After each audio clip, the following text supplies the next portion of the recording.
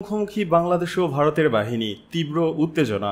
সীমান্ত ঘিরে ভারতের সঙ্গে বাংলাদেশের তীব্র টানাপোড়েন ও উত্তেজনা ছড়িয়ে পড়েছে এমন খবর প্রকাশ করেছে ভারতের বিভিন্ন গণমাধ্যম। তারা বলছে, গত সপ্তাহে দুইটি ঘটনা নিয়ে এখনও রীতিমতো মুখোমুখি অবস্থানে দুই দেশের সীমান্তরক্ষী বাহিনী বর্ডার গার্ড বাংলাদেশ বিজিবি ও ভারতীয় সীমান্তরক্ষী বাহিনী বিএসএফ। এতে করে ভারত ও বাংলাদেশের মাঝে চলমান রাজনৈতিক কূটনৈতিক টানাপোড়েনকে বাড়িয়ে দিয়েছে। ভারতের গণমাধ্যমের দাবি, গত বুধবার লালমনিরহাটে পাটগ্রাম উপজেলার দহগ্রাম ইউনিয়নের হারিপাড়া সীমান্তে ভারতীয় সীমান্তবর্তী বাহিনী কাঁটাতারে বেড়া নির্মাণের সময় তাতে বাধা দেয় বিজিবি। ভারতের দাবি, গবাদি পশু আটকানোর জন্য বেড়া দিচ্ছিল তারা। তবে বিজিবি জানিয়েছে, আন্তর্জাতিক সীমান্ত আইন অনুযায়ী শূন্যরেখা থেকে 150 গজের মধ্যে কোনো স্থাপনা নির্মাণ করা যাবে না। আর বিএসএফ এর তত্ত্বাবধানে শূন্যরেখাতেই বেড়া নির্মাণের প্রস্তুতি নিচ্ছিল দেশটির শ্রমিকরা। বিষয়টি নজরে এলে বিজিবি বাধা দেয়। তাতে কাজ বন্ধ রাখতে বাধ্য হয় ভারতীয় বাহিনী। এই ঘটনার পরে ভারতীয় বাহিনীর সদস্যরা ভারী অস্ত্র নিয়ে সীমান্তে অবস্থান নেয়। একই সঙ্গে সীমান্তে বিপুল পরিমাণ কাঁটাতারে বেড়া ও নির্মাণ সামগ্রী এনে রাখে।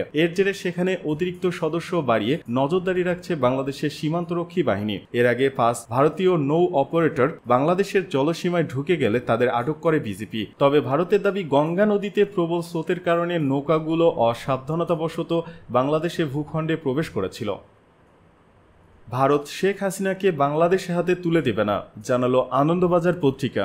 গত 5 আগস্ট ছাত্র জনতার অভ্যুত্থানে পদত্যাগ করে ভারতে পালিয়ে যান সাবেক প্রধানমন্ত্রী শেখ হাসিনা। পরবর্তীতে দেশে অন্তর্বর্তীকালীন সরকার গঠন করা হয়। এরপর থেকে দেশের বিভিন্ন প্রান্তে শেখ হাসিনার নামে একাধিক হত্যা ও দুর্নীতির মামলা দায়ের করা হয়েছে। মামলা হয়েছে যুদ্ধাপরাধ বিষয়ক আন্তর্জাতিক ট্রাইব্যুনালে। তার বিচারের দাবি উঠেছে দেশের বিভিন্ন মহল থেকে। এরপর থেকেই আলোচনা শুরু হয়। ভারতের যেহেতু বাংলাদেশে বন্দি চুক্তি রয়েছে, এমন পরিস্থিতিতে প্রশ্ন উঠেছে, বাংলাদেশ সরকার প্রত্যর্পণের আবেদন জানালে ভারত কি শেখ হাসিনাকে ঢাকার হাতে তুলে দিতে বাধ্য?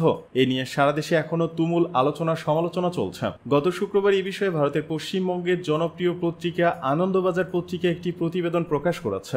আনন্দবাজারের প্রতিবেদনে বলা হয়েছে, দিল্লিতে শেখ হাসিনার অবস্থান যে বাংলাদেশে ভারত বিরোধী তা বুঝতে পারছে ভারত। এজন্য তৃতীয় কোনো দেশে শেখ হাসিনাকে নিরাপদে রাখার একটা চেষ্টাও চলছে। আনন্দবাজারের প্রতিবেদনে বলা হয়েছে, শেখ হাসিনাকে ফেরত দেওয়ার বিষয়ে 2013 সালের প্রত্যর্পণ চুক্তি তেমন কোনো গুরুত্ব রয়েছে বলে মনে করছে না ভারতের পররাষ্ট্র মন্ত্রণালয়। এই চুক্তি করা হয়েছিল দুই দেশের মধ্যে জঙ্গি পাচারকারী ও চোরাচালানকারীদের প্রত্যর্পণের উদ্দেশ্যে। 2016 সালে এই চুক্তিতে বেশ কিছু সংশোধন আনা হয়েছিল। কোন দেশ যদি মনে করে রাজনৈতিক কারণে কাউকে প্রত্যর্পণের দাবি জানানো হচ্ছে, তবে তারা দাবি মানতে বাধ্য নয়। আনন্দবাজার বলছে, শেখ হাসিনাকে প্রত্যর্পণের দাবি ভারত যদি রাজনৈতিক উদ্দেশ্যপূর্ণ বলে মনে করে, সেখানে বলার কিছু থাকতে পারে না। আবার চুক্তির আরেকটি ধারায় রয়েছে, প্রত্যর্পণের পরে দীর্ঘ কারাবাস ও প্রাণহানির আশঙ্কা থাকলে অন্য পক্ষের দাবি খারিজ করা যাবে বলে প্রতিবেদনে জানা যায়। এছাড়া শেখ হাসিনার সঙ্গে ভারত সরকারের ঐতিহাসিক সম্পর্ক রয়েছে বলে মন্তব্য করেন ভারতের পররাষ্ট্র মন্ত্রণালয়ের এক কর্মকর্তা।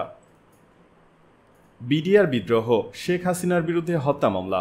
2009 সালে বিডিআর বিদ্রোহের মামলায় আসামি উপসহকারী পরিচালক ডিএডি বীর মুক্তিযোদ্ধা মোহাম্মদ আব্দুর রহিমের কারাগারে মৃত্যুর ঘটনায় সাবেক প্রধানমন্ত্রী শেখ হাসিনা সহ 13 জনের বিরুদ্ধে মামলা হয়েছে।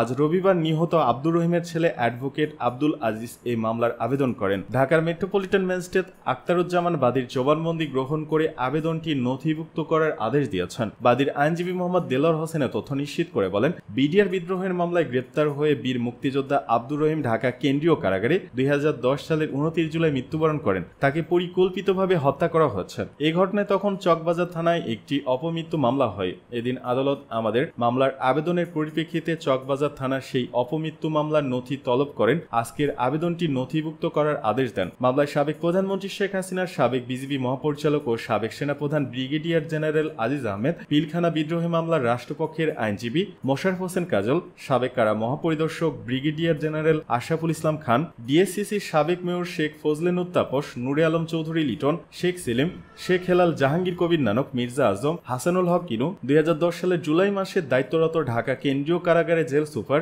দায়িত্বরত চিকিৎসকদের আসামি করা হয়েছে। এছাড়া অজ্ঞাত আরো 200 জনকে আসামি করা হয়েছে, যারা 14 দলীয় জোটের এমপি ও মন্ত্রী, যারা পিলখানায় সেনা সদস্যদের হত্যা ও ডিএডি আব্দুর রহিম হত্যার সাথে জড়িত। মামলার অভিযোগে বলা হয়, বাংলাদেশ আওয়ামী লীগ সহ 14 সর্বদলীয় প্রধান শেখ হাসিনার ফ্যাসিস্ট সরকার ২০০৯ সালের ২৫ ও ২৬ ফেব্রুয়ারি তৎকালীন বিডিআর সদর দপ্তর পিলখানায় সুপরিকল্পিতভাবে বিদেশি এজেন্ট নিয়োগ করে ৫৭ জন সেনা অফিসার সহ ৭৪ জনকে হত্যা করে। পরে বিডিআর বিদ্রোহের অভিযোগে চকবাজার থানায় হত্যা মামলা দায়ের করা হয়। অভিযোগে আরো বলা হয়, বাদীর বাবা বীর মুক্তিযোদ্ধা আব্দুর রহিম ডিএডি হিসেবে পিলখানায় কর্মরত ছিলেন। তাকেও বিডিআর বিদ্রোহের মামলায় আসামি করে আটক করা হয়। ২০১০ সালের ২৯ জুলাই তার বাবাকে ইনজেকশন দিয়ে মেরে ফেলা হয়।